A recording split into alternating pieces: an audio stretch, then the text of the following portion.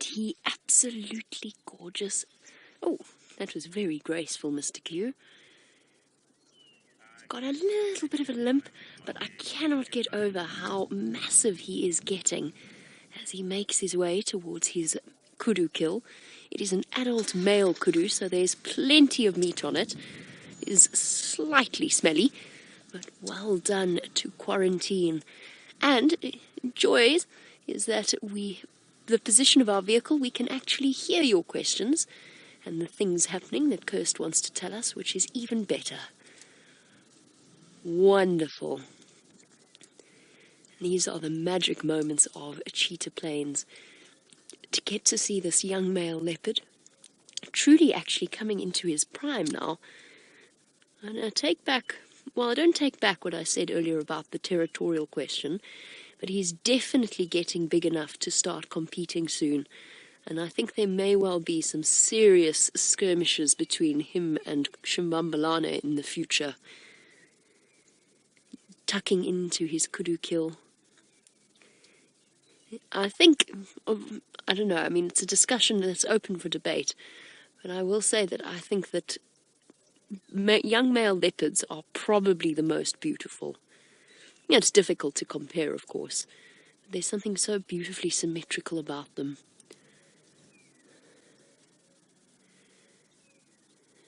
Oh, yay! Second time seeing Quarantine.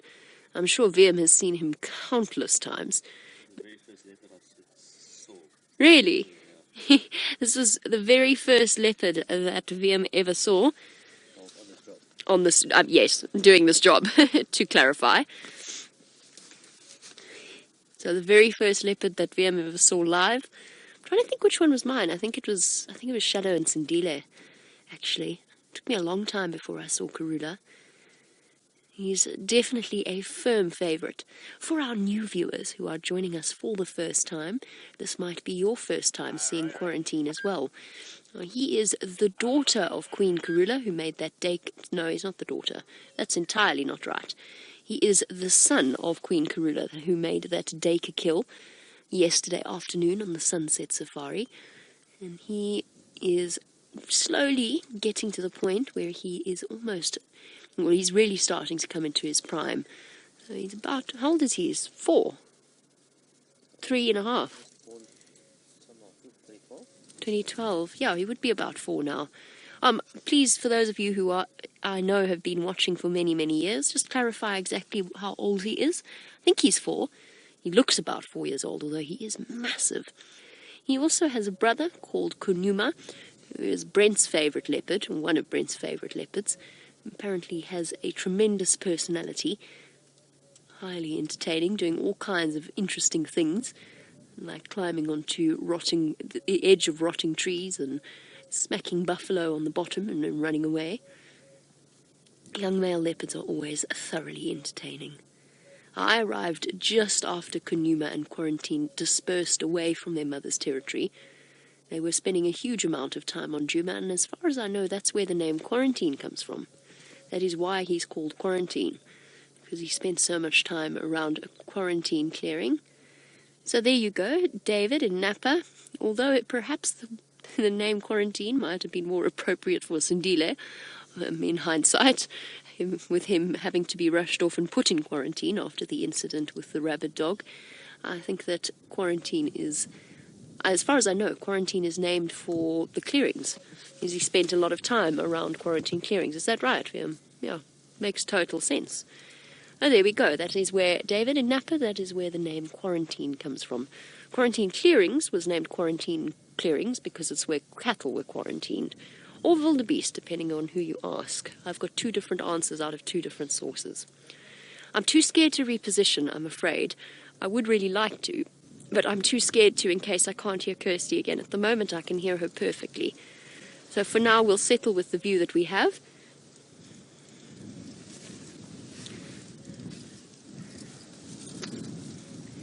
And thank you to Siberia Zumi, and I'm sure many others who will also be sending through the clarification. He is indeed roughly 4 years old. He actually looks older, you know. He's a massive boy. And I think he's got quite a distinctive personality from what I understand.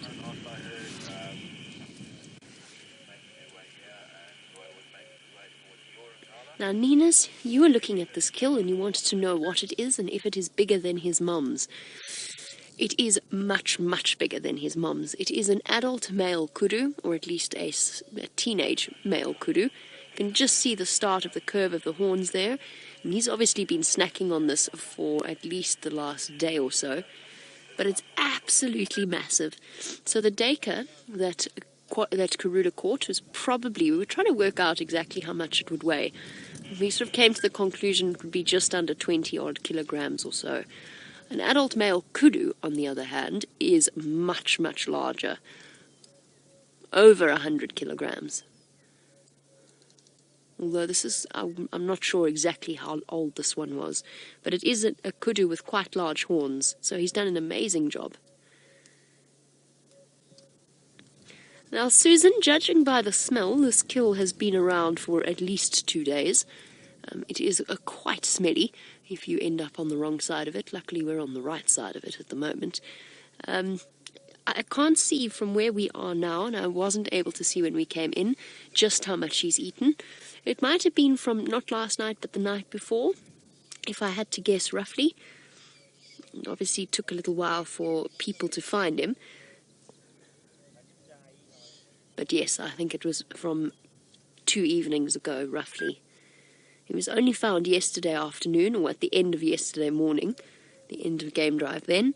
And of course, we never managed to get there yesterday afternoon after things went so disastrously wrong. Oh no, Wind, don't change. Don't do that to us. We found such a prime position. Now, when you saw him scratching his claws up against the silver cluster leaf, you would have noticed he is very full-bellied. So he's been quite happily feeding. Now, this massive kudu carcass is in a place where there's hardly any appropriate hoisting trees. The only one that I can see is far away, a marula tree in the distance. I can't see anything else here. That he would have had to have dragged it very, very far to get it to a good hoisting tree. So he's fortunate in that here on Cheetah Plains, there's actually not that much hyena activity, not compared to Djuma, say, or around Elephant Plains or Arathusa. There's obviously hyena here, but they tend, I think this must be the outskirts of a clan territory. Perhaps if he'd been a little bit further to the east, he'd have more of a chance of losing it. But remember how Shumbambalana was feeding off that buffalo carcass for 2 days to bursting point, right on the boundary with Kruger, and he had no competition from hyenas. Now, this makes Cheetah Plains a really good spot for leopards. They don't have to worry too much about losing their kills. If this had been on Djuma, he would have lost it last night to the hyenas. But it's not, it's Cheetah Plains.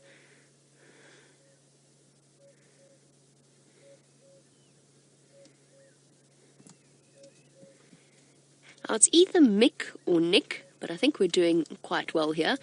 Mick, 1011, you wanted to know whether or not a leopard could get sick from eating rotten meat, which is, of course, what he's doing at the moment. No, the answer is very, very seldom. So the digestive systems of all of our predators are incredibly resilient. Their stomach acid is exceptionally powerful, although it is particularly with hyenas that is the case. They're capable of essentially dissolving bone. But their digestive systems are built to cope with rotten meat. They're exposed to it from a very, very young age, and they've got all kinds of immunity to the various bacteria. That being said, it is very common to come upon diarrhea from predators, or vomit as well, although a lot of the time the vomit is caused by, or the vomiting is caused by the animal eating too quickly, consuming either too much fur or a shard of bone or hoof that they actually can't digest properly, and then they just have to bring it up again. It's very common to see them sitting and eating off grass. It's amazing how much better at it these animals are than we are in terms of coping with disease, injury, infection. They're very, very powerful immune systems. That being said, if you ever find yourself, I don't know in what kind of position you might be, if you ever find yourself in a hands-on position with an anesthetized predator, important to remember you should probably be wearing gloves when you're exposing yourself to their saliva or anything to do with them. They carry an enormous number of internal parasites.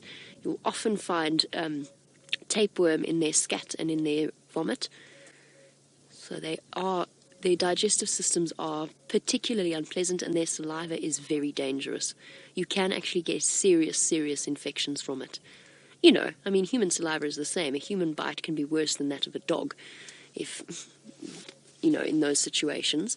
But it's important to be very careful of predators. It's one of the big reasons why we don't ever touch predator scat with our bare hands. We do collect predator scat to give to Panthera, which is something that we will be doing once quarantine moves away from this kill. Obviously, I don't think he'd be terribly impressed with me if I got out right now. He's clearly enjoying his kudu breakfast. See him grappling with it. Those paws are still... He still looks like he's growing into his paws to me. He's going to be huge. Enormous boy. I know this isn't a great position right now, but he is going to tire of feeding soon. And then we'll be able to... He'll probably come straight back to where he was lying and settle back down again. Look at the size of his feet. You can see that dew claw hooking into the skin, holding the kill in place while he pulls and tears at the flesh. It's actually not an easy job eating raw meat. And predators have to work quite hard to move the meat from the bones. Ah, that is wonderful news. What an extraordinary morning. We've got one leopard here all the way on Cheetah Plains on a kill. Let's go and have a look at another. The gorgeous Quarantine. And he is a seriously handsome boy. Just look at that face. You can see he's starting to develop his dewlap as well. The sort of loose skin at the base of a male leopard's neck that serves a very important protective function if they ever do come into confrontation with each other. And those massive muscles that join the head to the shoulders. He's starting to look like a seriously powerful male. Hello, gorgeous. And his beautiful eye makeup.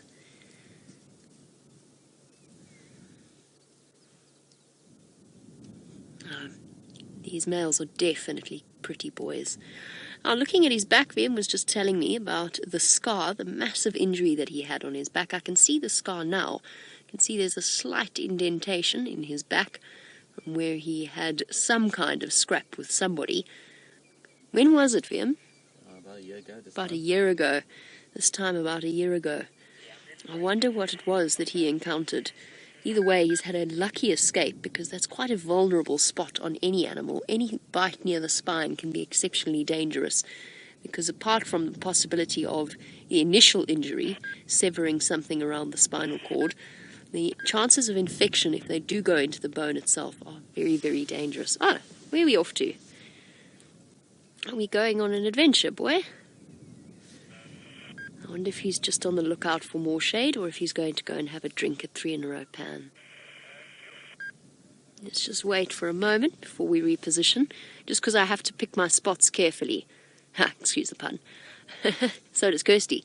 I have to pick my positioning of the vehicle carefully, so that we make sure that we've got communication with the outside world, and so that we can hear your questions coming through. That's a stunning view.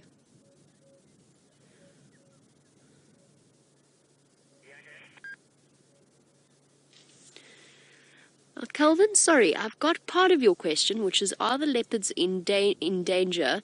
I think you said because of their skin. Am I correct there? Okay, their fur, their pelt. I see.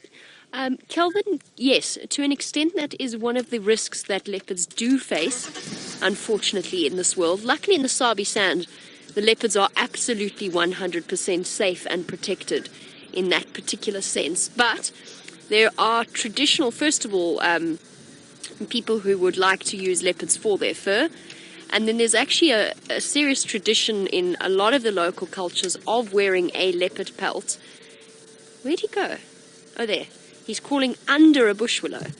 You strange cat. Ha!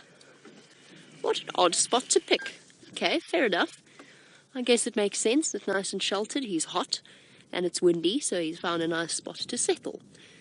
Calvin, yes, there are traditional uses as well of using a leopard pelt. In certain cultures, it is a sign of becoming a man to wear a leopard pelt. So yes, they do get killed for it in other parts of South Africa, which is an absolute tragedy and a travesty.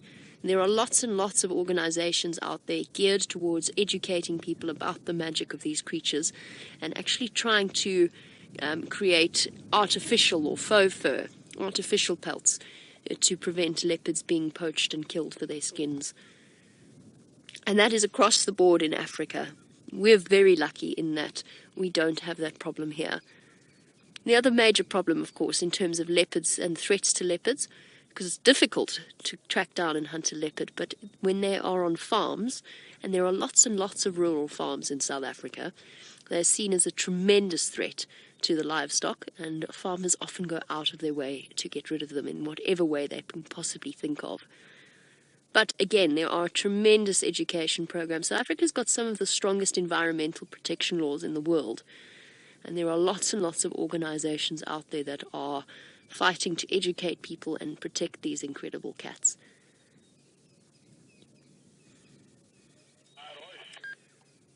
He's found the perfect snoozing spot.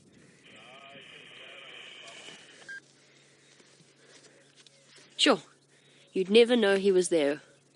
If we didn't know about this kudu kill, and we just happened to be driving along, he would be the easiest thing in the world to miss. At that angle that he's in, it makes you wonder how many leopards we've driven past. Although it's something I don't actually really want to think about. He's completely hidden. He's less than, I'd say he's about 40 meters from the road. And we would have had no idea he was there. We would have just watched us drive past.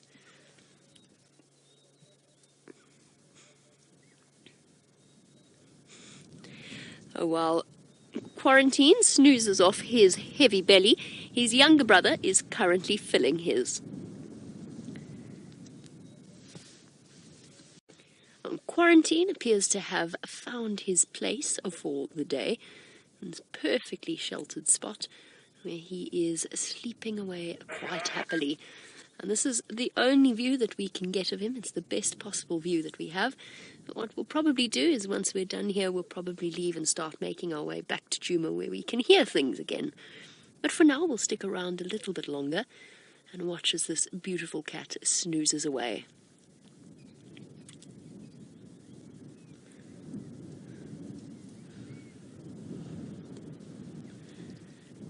Nina's talking about family relations out here, and of course we've got a nice little dynamic going on with Brent, with Quarantine's mother and his two younger siblings. You'd like to know what would happen if Quarantine and Kurula were to meet.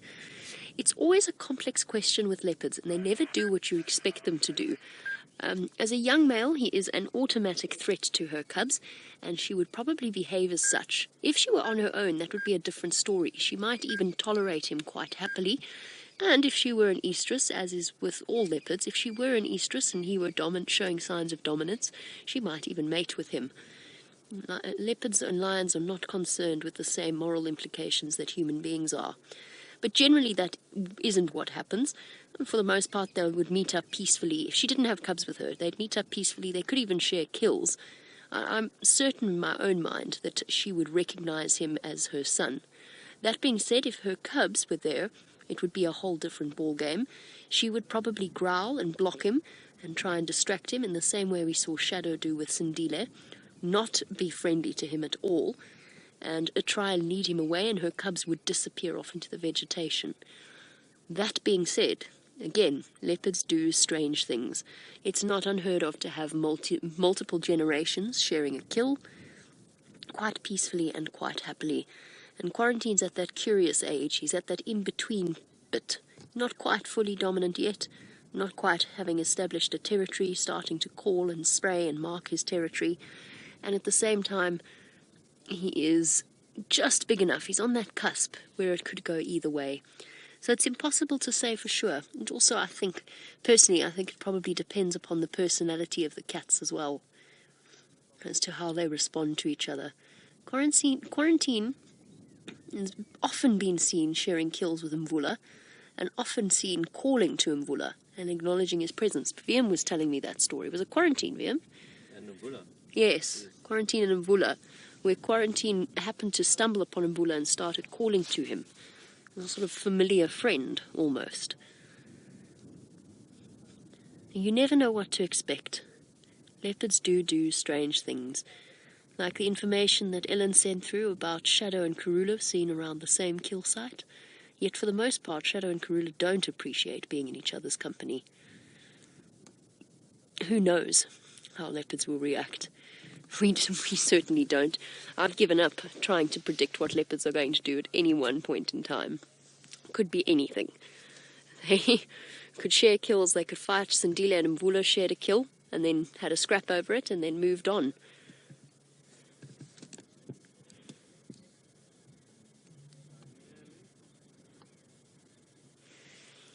Michael, on the subject of different characters and personalities, you want to know why is it that quarantine, I think you want to know, why is it that quarantine has stayed quite close to Kunuma and in this territory, whilst Kunuma is dispersing and has moved quite far away and is actually moving around quite a great deal more than quarantine. Again, I think it's entirely circumstantial and it depends upon where the young males end up. I also think it's character driven. I think you get two different personalities in every single litter. From what I understand, Kunuma is slightly smaller, but I mean that could have changed. He might have gone through a growth spurt, but always had the slightly more dominant personality of the two brothers. He was always a bit snarly, that I will say. In my 2 encounters with him, he growled at me twice. And he's been known to randomly get up, charge vehicles, and then lie back down again right next to them. Just kind of establishing his own boundaries. I don't know if it's a personality-driven thing, circumstances. Quarantine happened to stumble across a patch where he was tolerated by Shambambalana, whilst Kunuma kept walking to explore. It might even still be that quarantine disappears from our traverse area. He might go into Mala Mala, he might go into Kruger. He's still too young to be firmly settled. I mean, I've heard that Kunuma's been doing some very interesting things on Londolozi, but he might have just found himself a vacuum in that particular spot. I don't know. I also find it interesting the way that Sindile has gone all the way into Kruger before, all the way back again, hangs out around his natal spot where he was raised, constantly, and then all of a sudden moves off again. There's so many pressures in these animals' lives. Alright, I don't think quarantine's going to do terribly much more. We will try and sort out our comms issues and come back here on the Sunset Safari. But for now, I'm going to head back in the direction of Djuma. Let's head across there now, though, and go and have a look at who's getting a chance to feed on the impala carcass.